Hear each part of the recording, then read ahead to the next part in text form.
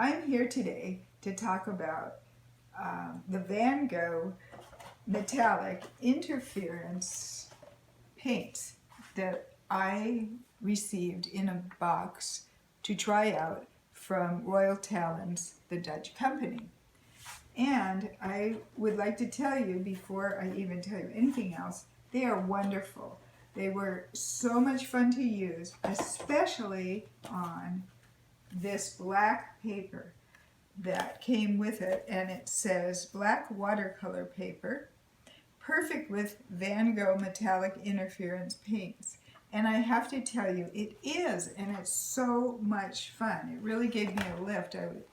I've never worked on black paper before, and I'll show you some of the samples I did just fooling around before I really knew what I was doing. This is just one. That's a combination with a little bit of regular watercolor and mostly the metallic interference paints. Here's another one. I tried to do a dog. Bassets are my favorite. And I had him, pose for me, and he stopped by the studio, and I did his portrait. So I've been having quite a good time with them, and I thought maybe I'd just give you a few tips on that I discovered on how to use them so that they work really well for you, and you can have fun with them. So these are my tips. Oh, and let me show you. They come in tubes in this palette, and there's plenty of mixing room. So they come in this box like that, and there's 12 different colors. So what I discovered was when I squeezed them out on the palette, some of the colors look the same, some of the colors look different than I expected them to look. For instance, green didn't look green. I couldn't recognize it on the palette, and blue looked purple. So I did two things that really simplified it. One, I made a color chart with every color that I had. I just made a color sample so I could see exactly what every color looked like on the black paper. Then I discovered, in order to recognize them on the palette and not have to squeeze them out from the tubes every single time I started to paint, that I needed to have a little map of my palette so I would know where they'd be, so I could recognize them even though I couldn't tell by the color. So this is what I did. I made a little palette here, and I identified the colors. So now I know this squeeze right here, it doesn't quite look yellow, but it is yellow because I can see it here. I know that this beneath it is light gold because I've got it on my little map, and this is deep gold. And so on and so forth all the way around. So I made that one thing, made my life much, much easier, so I could not waste paint by throwing it away because I couldn't recognize it. Then I made a little chart just to see how they looked from heavy paint to lighter paint with more water. That was kind of fun. Then what I thought I would do today is just show you a little demo and explain to you how I use them, because I found a couple of things out. Number one, I found that you have to work from darkest color to lightest color, and the black of the paper is your darkest dark, unlike regular watercolor where you work from light to light. So I put on my darkest dark, which was to do these boots. I'd already done a sample here of this, which is a picture I took from a welly garden. I couldn't resist that. We saw I believe in Ireland on a painting trip. So I did these, and then I decided I would try it again for this demo and show you just give you a few tips how I did it. I drew on this just with a regular graphite pencil. I had also used a chalk pencil, a white chalk pencil once before, and that worked okay too. So what I did was, I think I started with the graphite, which was my darkest dark. This is graphite, you could see here, and I layered it on. And then silver is on top over here. And you can also squirt these paints with a little water before you start. So now I'm going to put some silver on. That would be the next lightest color. And you just put it right on top. I found you could kind of glaze them over. And they're kind of fun because they shimmer as you see them. You can put them on mixed with a lot of water, or you can put them on with almost pasty. So once I did that, then, oh, and I'll show you how to put them on right out of the tube. That's fun too if you want to do that. Here's some white. And if you look at the white really closely, it's almost like a pearl color. So now I'm going to put this white. It's pretty sticky, but it's wet here. Let's see what happens if I use it as a highlight. Yeah, that gives me a highlight right on top of that. And that's kind of fun, and I can have that right there, right at the highlight of my shoe. Maybe I want to put it there. You have to be careful because when you put it on, you can disturb the color underneath, so you can't get aggressive in your brushing.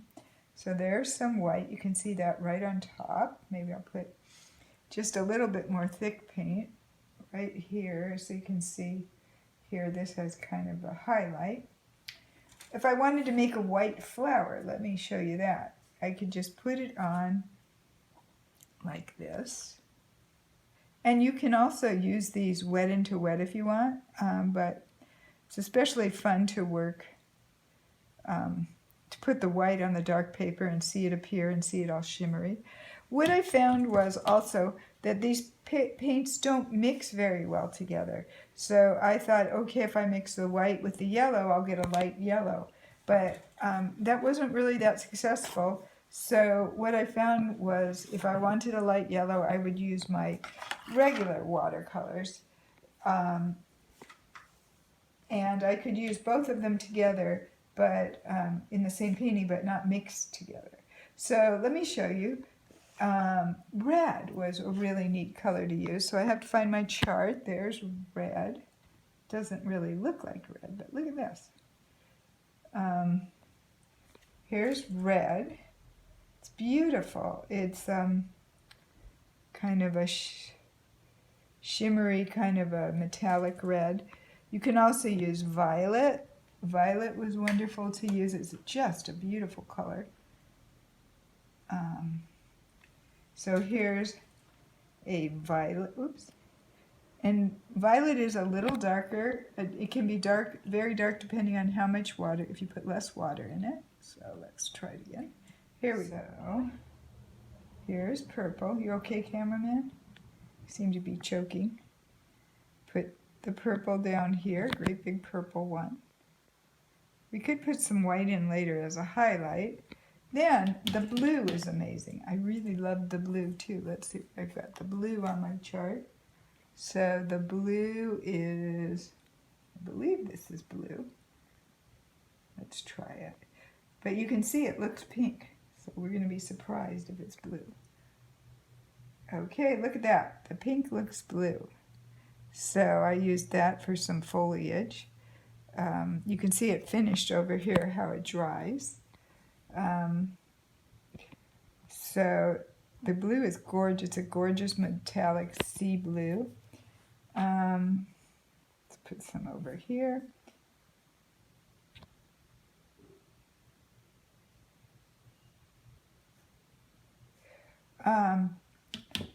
Then I decided I needed some green. There is a green that comes with this, metallic green. It's a lovely, but it's a very, very soft green. So let me show you what that looks like, and then I'll show you how I use the watercolor. So, let's see, got enough there. Okay, here's the green. Isn't that gorgeous? So you can sort of dot it on, you can smush it on, you could blend it with some more water. I'll show you how. You could leave little holes so the black shows through of the paper. If you want to, you can try to use this here. This is an interesting brush because it has a very sharp tip and it's almost triangular, so you can get a lot of different marks with it. So we'll bring that down there. You can make more leaves with this green. Now, if you wanted a different green, what I did was I decided I wanted a real, more opaque green. So I came over and used my regular watercolors. This is a leafy green color. And I kind of applied it pretty dark because you're working on black paper. And so look at this. Let's see, how do we want to do this? I'll put it over here. So you can see, if you have it dark enough, it appears really cool on your, and you can have it going down here like that. On your, you could have some up here, like a big leaf, make another big leaf.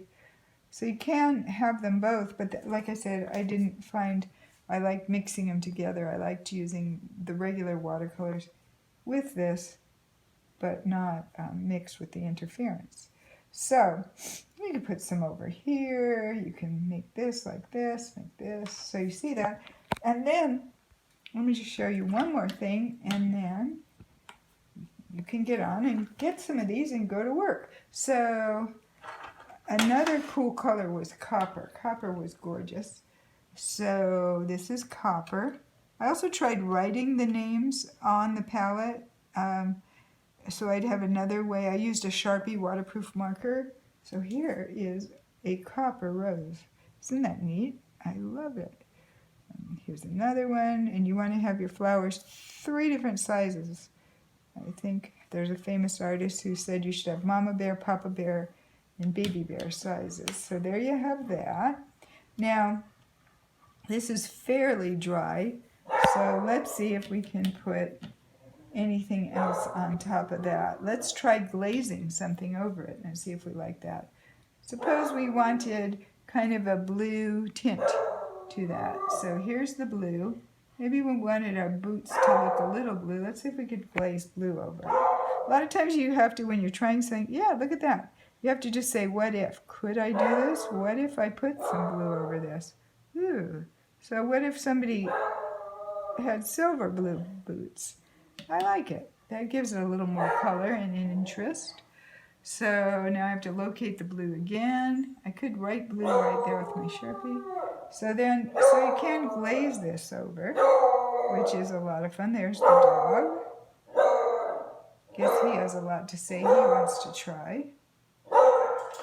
So, and if you get something in the wrong place, I found that I could always use my artist tissue and just wipe it out, kind of.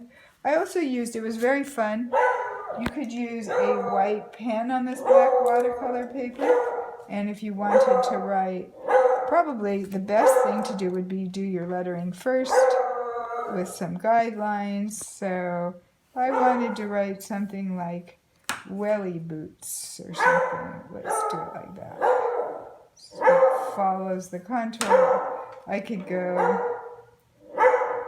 welly.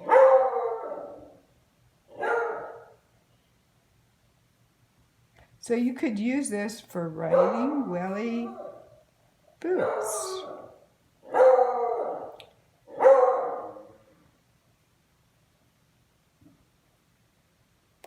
So, and then you could use these also. You could use a pen for some of your, maybe you want more details on your, oh yeah, you want more details on your flowers.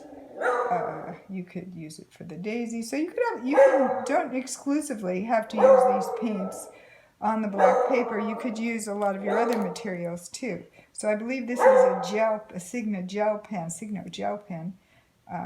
pigmenting. So that's a cool one to use too. So I highly recommend these Van Gogh interference paints.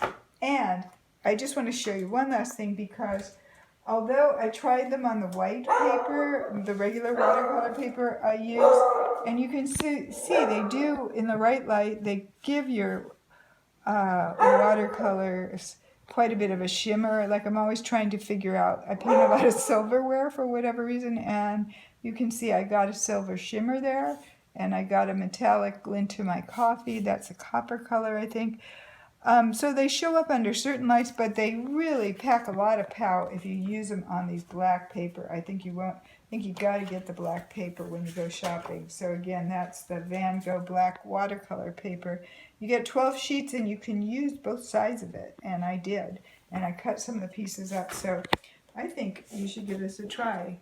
And let me know your thoughts in the comments below. And if you have any questions, be sure to ask me. Thanks so much for watching this YouTube today. Bye.